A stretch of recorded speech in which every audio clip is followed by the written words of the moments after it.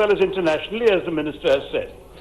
From the perspective of market conditions, in 2015, the global market for Ayurvedic products, according to our own government's figures, amounted to nearly $3.4 billion, a number that will nearly triple to $9.7 by the year 2022, growing at 16.2%.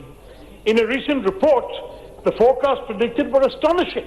The sale of Ayurvedic products is expected to rise threefold to $8 billion by 2022 from $2.5 billion in 2015, and at this time, an estimated 77% of Indian households are using Ayurvedic products. Now, the fact is, sir, the export also of such products from India, on average, is about $780 million a year and is expected to grow by 20% annually. And which state, sir, has been the engine of such remarkable growth and expansion in the field of Ayurveda? Kerala, of course. Well said, sir. Yes. The state harbors nearly 1,400 industries associated with Ayurveda, which pull in a combined total of $37 million and exports of $8.6 million, in addition to an overall 10% market share of the total Indian market for herbal-based products and treatment. Now, as you all know, sir, the origins of Ayurveda can be traced back to the Vedas, starting from mentions in the Rig Veda and subsequently in the Atharva Veda. The term itself derives epistemologically from Ayur, or life in Sanskrit, and the Ved, or science, and therefore it means the science of life. And there's a general consensus that the practices of Ayurveda were codified in three main texts, three main canons: the Charaka Samhita, the Sushruta Samhita, and the Ashtanga Hridaya. In terms of its remarkable approach to treatment, there is arguably no equivalent of Ayurveda in Western medicine. As many experts have pointed out, unlike European biomedicine, which visualize and conceptualize the body in the form of dissections, Ayurveda looked at the body as a series of systems, and where the balance of the key elements were a key to long life, healthy life, and longevity.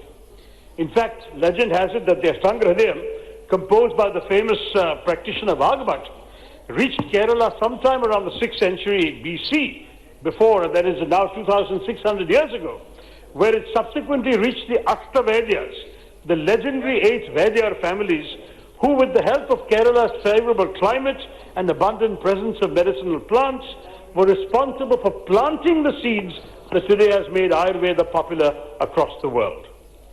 And Ayurveda, sir, is also associated with Indian nationalism. During the colonial rule, the popularity of Ayurveda rose nationally. First, because of the fact that the British were indifferent to the health of Indians, leading to a very poor public health infrastructure and the outbreak of several epidemics like the Bombay Plague. And this meant that in traditional medicine was the only refuge of ordinary Indians, the only option, and so Ayurveda came back into popularity.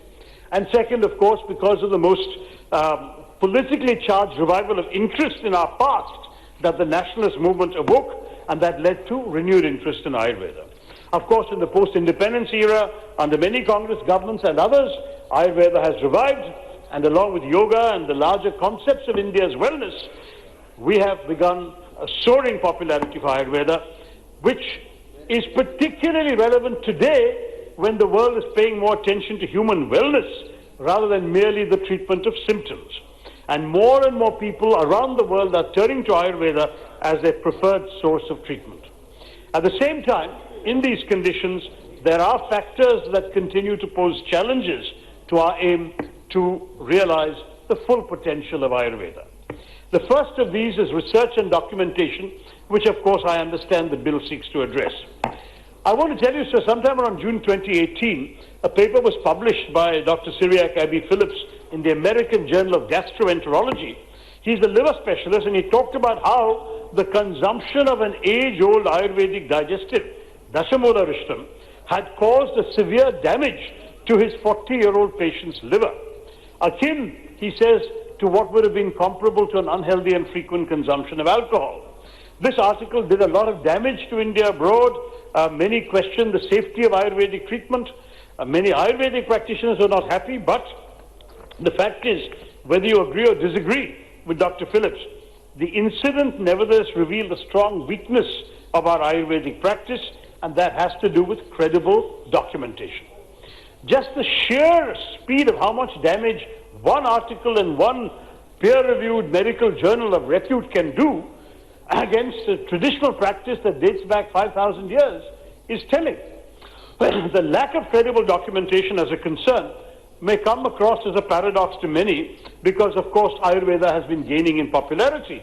But what is interesting is in Western science, they say that for science you must have a clear diagnosis, clear prescription, the prescription resulting in such and such results, you document it, you show your research, and that's how the science is established. Ayurveda is much more instinctive, rather like the ragas, where the basic raga is laid down and each player plays his own tune, improvising from it. Similarly with Ayurveda, each individual Ayurvedic practitioner will treat each patient differently. Now the result, we had a situation where a British committee on science and technology in 2010, headed by the then president of the World Federation of Neurosciences, John Walton, declared in a special report that Ayurveda was a system without any scientific basis. In fact, this committee, in the value of complementary and alternative medicine theories, the committees ranked Ayurveda lower than even hypnosis or crystal therapy. It took official outrage from the UPA government at that time and presentations from a high-level delegation of Indian experts before that committee, before the latter was forced to see the benefits of Ayurvedic treatment, and we even had defense experts from the Siachen experience going and saying that Ayurveda was the most effective treatment for high-altitude sickness. So these are the kinds of things we need to do to be able to document effectively. In the absence of credible documentation, case studies on the proven benefits of the treatment of Ayurveda in specific cases, all it will take is one article, one paper for the international community to dismiss Ayurveda as a voodoo science, something all of us here will agree it is not. Therefore, documentation must comply with international standards for reporting and evidence-based research, and that's very important when we decide what we're going to do in this bill and beyond on strengthening Ayurvedic treatment in our country. But serious documentation is only one side of the coin. The other important aspect that we don't adequately deliberate over is that legal security and safeguards are not provided adequately to Ayurveda and indeed to all forms of traditional knowledge in our country. आप देखिए, हर बार जब आप एक मालिश करते हैं आयुर्वेद के साथ, या मेरे तो गला मुझे तकलीफ दे रहे हैं, तो अभी बुरा अगर खराब है आपके गला तो आप शायद हल्दी और काली मिर्च दूध में उबाल के पिएंगे, या मुलैती बिल्कुल एक खांसी के लिए, या पेट खराब है तो आप पुदीना ले लेंगे. तो ये सब आप क्या करें? You are relying on India's traditional knowledge. That's the ancient wisdom handed down over the centuries, if not millennia. हमारी माँ तो माँ से सीखे हैं, and of course it protects us against common and even uncommon ailments. So we have much to offer the world through our traditional and diverse resources of knowledge, but we lack a comprehensive system to safeguard those who over the generations have protected and honed these resources, and that's putting us at a disadvantage in the globalized world. In fact, many of our indigenous communities rely on traditional knowledge for their livelihood, their identity, and its misappropriation can prejudice their interests and rights. Ayurveda, for instance, caters to nearly 65-70% of our population in rural India, but nothing has been done to safeguard its practitioners and their store of knowledge. In an age where biopiracy is a very real threat, the safety of our traditional knowledge is not something we can defer, but it's been ignored in your bill, Mr. Minister. Contemporary scientific and technological advancements, when married to tradition, offer great promise. That's why other countries are trying to acquire exclusive privileges in the form of intellectual property rights over India's traditional knowledge. And that's with people with very vague connections to our knowledge. Seeing common Indian herbs patented in America gave us all a major wake-up call a few years ago. So, the intellectual property regime seeks to protect researchers and innovators, but it may do the opposite by privileging those who come up with creative new ways of copyrighting traditional knowledge and exploiting the discoveries of the ancients. At its very core, the concept of intellectual property cannot be applied to traditional knowledge because no single person can claim as his property something that is perennial, evolving, and in its very nature almost amorphous. As one of the world's oldest civilizations, with a wealth of accumulated traditional resources, it is our responsibility to do what is necessary to maintain the integrity of our cultural inheritance. And if we do not take steps now, misappropriation by others may well lead us to belated collective regret. That's why, Mr. Minister, a few years back, I introduced in Parliament a private member's bill for the protection of Indian traditional knowledge, which provided custodianship of all traditional knowledge to either the state or the central government, with such custodianship transferred to the practitioners who could show their practices as distinct and exclusive. They were also empowered to market their traditional knowledge as they deem appropriate, ensuring that any commercial value would benefit the traditional indigenous people of our country. By design, my bill was intended to protect us from foreign appropriation and would have provided an opportunity for Indians to learn more about their culture and practices through a legally protected system. Non-custodians could work with the original communities who preserve it. You know, sir, we have the traditional knowledge digital library, a database containing 34 million pages of formatted information on some 226,000 medicinal formulations in multiple Indian languages. This is a major step in this direction. It has helped codify and classify our traditional knowledge, so others can't grant flawed patents under their system. But unfortunately, my bill was not adopted by the government. It eventually lapsed. I do hope, sir, that the minister will reconsider incorporating in his holistic approach on Ayurveda a need for a traditional knowledge protection bill in our country. We cannot overlook that when we are discussing Ayurveda. One more point, sir, before I turn to the specifics of the bill. In a globalizing world, it seems that there's a controversy about Ayurveda. Disruptive market forces have come in. There is a clash between the purists and the New Age practitioners of what I once termed Ayurveda light. Now, what does that mean? There's no argument about the increasing popularity of Ayurveda. Clinics claiming to offer Ayurvedic treatments are sprouting like herbs in places as far afield as London and the Italian Dolomites. And Ayurvedic tourism is already a significant money earner for our national exchequer. We had a debate on tourism the other day, sir, and Ayurveda remains a major feature of it. We in Kerala have been advertising our Ayurvedic spas, many five-star hotels in Kerala, which a few years ago would have looked down on anything so desi, have actually cashed in on the rage. But what are they selling? Tourist brochures often show a winsome blonde being massaged by a lady in a traditional red-bordered white Kerala sari with jasmine in her hair and a brass lamp at her side. And this is effectively packaged exotica.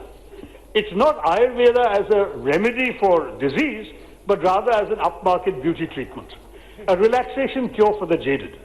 A 5,000-year-old science has become the diversion of choice for the era of the 15-second soundbite. Now, purists have been questioning this. They say, this is not authentic Ayurveda. Ayurveda is a total system of medicine meant to treat the body and the mind as a whole, cannot be reduced to merely superficial treatment, and they reject this Ayurveda light as an abomination, and they're compelled towards the principles that originally inspired Ayurveda. And of course, professional Ayurveds also reject the Ayurvedic cosmetics industry and so on. So you can argue that's a good argument for creating strong teaching, training, research in Ayurveda. But let me also offer a slightly devil's advocate position. So I have not even got to the bill, sir. I was given more time. Okay, sir. So 5-6 minutes. 14 minutes. 5-6 minutes. Time allotted is only 18 minutes for you. For entire party. Entire party, I'm telling. Okay, sir. I will summarize. Are there? You have to decide, na? Mr. Shashi Tharoor, you have to decide how many speakers are going to be speak in the bill. I will abbreviate. I will abbreviate, sir. So the point is, I will summarize that entire argument to say that as a tourist draw, we should be prepared to compromise and we should be flexible in our approach to generating awareness of Ayurveda. And also, sir, we have been discovering that investment in R&D is not enough.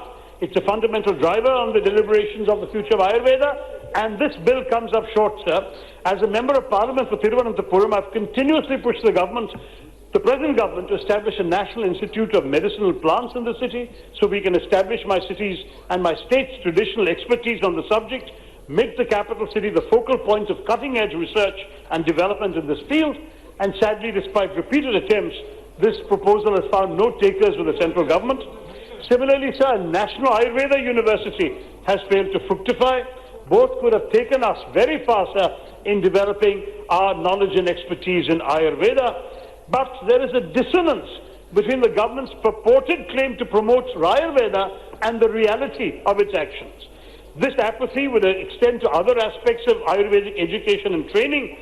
Some of you will recall a report that between 2016 and 2018, the Ayush Ministry allowed 138 understaffed and ill-equipped colleges to teach courses in Ayurveda, science and surgery at both the graduate and undergraduate level. This was in contravention of the recommendations of the Central Council of Indian Medicine, which had previously inspected these colleges and found them unsuitable to train future practitioners of Ayurveda, and that doesn't augur well. So I urge the ministry, sir, that we should avoid such self-made disasters. I also want to point out, sir, the bill fails to secure the larger objective of promoting Ayurveda. The statement of... Sorry, sir? Wind up your speech now. I'm just giving the last 3-4 objections to the bill itself. I was told I had half an hour, sir. You're suddenly telling me after 13 minutes to cut down. No. See, in the Business Advisory Committee meeting, your party leader must have told you that the time allotted to the Congress party is only 17 minutes. I didn't hear that, sir. I was not told that. Please wind up this speech. Anyway, give me 3 minutes to quickly summarize what would have been 15 minutes. Please. The statement of objects and reasons of the bill states that the conferment of the title to the University of Institute of National Importance will be enough to attain self-sufficiency. But how can the government expect to cater to the demands of a country of 1.5 billion population and fill all the lacunae in our present system to the upgradation of one university? You can't promote the quality and excellence in education, research and training, which is the objective of the bill, by awarding Institute of National Importance to one institution, sir. This results in the failure to establish a nexus between the classification made and the objects sought to be achieved by the bill. And unfortunately, sir, one of the first ever Ayurvedic colleges in the country, the Government Ayurveda College, Thiruvananthapuram, set up in 1889, a pioneer in this, has been ignored, even though it is much older than the Gujarat Ayurveda University, sir. The fact is, it has not even been upgraded to a university, much less being considered for the Institute of National Importance status. And the point is, yes, sir, I think there is an amendment coming from my colleague, Mr. Premachandran, which I will support. But given the long history of Ayurveda in Kerala, which I'm sure my other colleagues will repeat, so I won't say it, there have been many arguments for taking the glorious traditions of Kerala Ayurveda into account in deciding what should be an Institute of National Importance. Sir, the minister came to my constituency, sir, in 2018 to inaugurate the new wing of an Ayurveda building, and he gave a public assurance on this question to upgrade the National Ayurveda College to National Research University. And later in question hour on 29 November 2019, I reminded the minister, and he graciously reassured us in the House that the ministry is committed to considering this proposal, but it still remains unfulfilled, and I look forward to hearing from the minister on this. The selective conferment of Institute of National Importance status is an issue that is even beyond this bill. No one has defined what is an Institute of National Importance. We are talking about strengthening Ayurveda by elevating this particular thing in Jamnagar, sir. But the fact is, on what basis is it considered national importance? Isn't there arbitrariness in doing this? Where is the equality with the other institutions of Ayurveda in this country as provided for in the Constitution? The Standing Committee on HRD had once said there should be parameters to evaluate the institutions. That has not been done. Is it merely because the initials of this university are GAU? Ye Gaon Vishwavidyalaya ho gaya, to isliye isko institution kar dijiye. Okay, sir, I'll just wrap up. Just to finish, sir, I want to conclude by saying I am a cautious optimist. I do believe the future is bright for Ayurveda. I had many other things your members will not get chance. Flaws of the bill, sir. But for taking more time, your member will be dropped. I just request, sir. that... Sir, we spent half an hour, sir, on the 377. I therefore request that what is being done for Gujarat also be done for Kerala. that we have a similar national university for training and research in Ayurveda set up in Thiruvananthapuram, as well as as an institute of national importance. So this concept has some meaning, that standards are maintained, training and teaching is properly done, and research and documentation can be achieved across the country so that the credibility of Ayurveda around the world is protected.